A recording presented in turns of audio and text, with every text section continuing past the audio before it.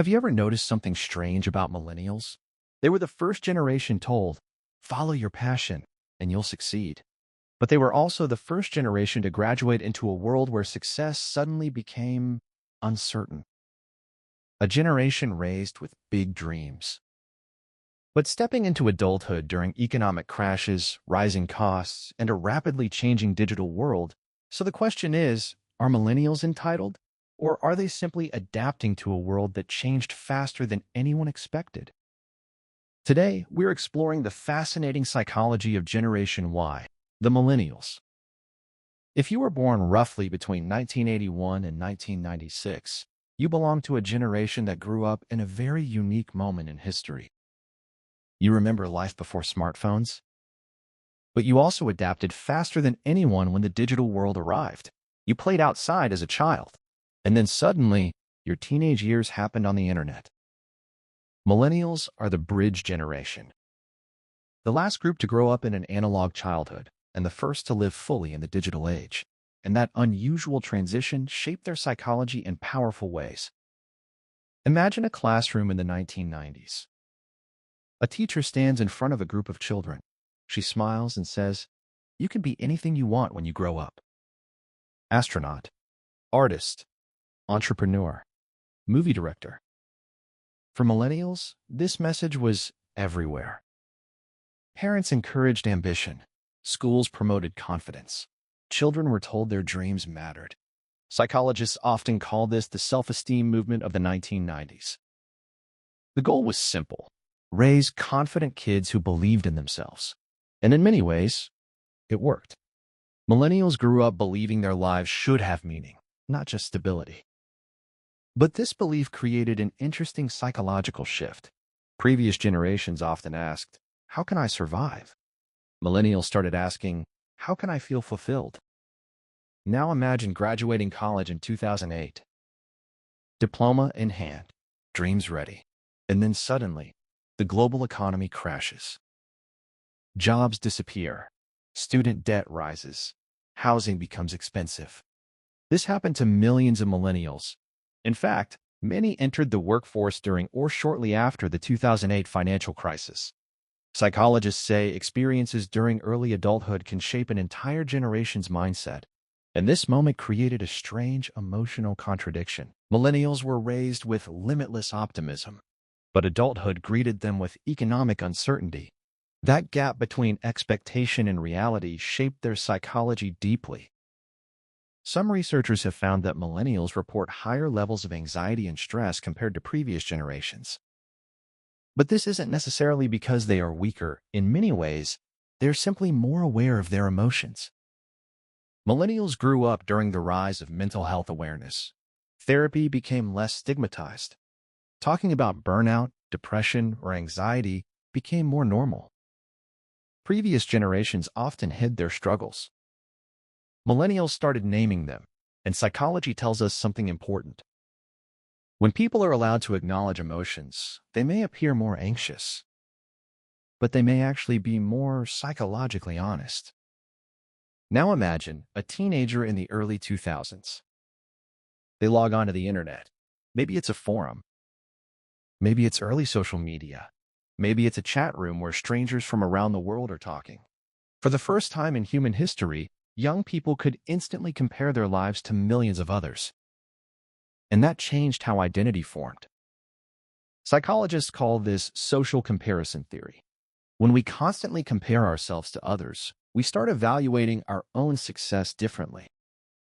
And millennials were the first generation to experience this comparison on a global scale. Suddenly, your neighbor wasn't your only comparison. Now you could compare yourself to someone in another country, someone richer, more successful, more talented, or at least someone who appeared that way online. Here's another interesting contradiction. Millennials are often described as a generation that changes jobs frequently. Some critics say this means they lack loyalty, but psychologists see something different. Millennials are less willing to stay in jobs that feel meaningless. They prioritize purpose, flexibility, and personal growth. In surveys, many millennials say they would accept lower salaries for work that feels meaningful. This is a major shift from previous generations. For decades, career success meant stable job, long-term employment. Climbing the corporate ladder, millennials started asking a different question. Is this work aligned with who I am? And that shift is slowly changing workplaces around the world. Another interesting pattern appears in spending habits. Research shows millennials often prioritize experiences over possessions. Travel, concerts, adventures. Why? Psychologists believe experiences create stronger emotional memories than material objects, and millennials grew up watching technology change rapidly. Phones became outdated. Computers became obsolete. But experiences? Those stay with you. So instead of asking, what should I buy? Millennials often ask, what should I experience? But social media also created a psychological challenge. Imagine scrolling through photos late at night. Everyone else seems happy, successful, traveling, smiling. But psychology reminds us of something important. People usually post their highlight reel, not their real life. Still, when a generation grows up surrounded by these images, the mind starts making comparisons automatically. Researchers call this curated identity pressure. You're not only living your life, you're also presenting it and evaluating it and editing it, all in public. This constant self-awareness can shape self-esteem in complex ways. Here's a positive psychological trait often overlooked.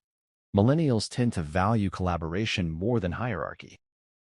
Instead of strict authority structures, they prefer teamwork, shared ideas, open conversations. Many workplaces notice this shift.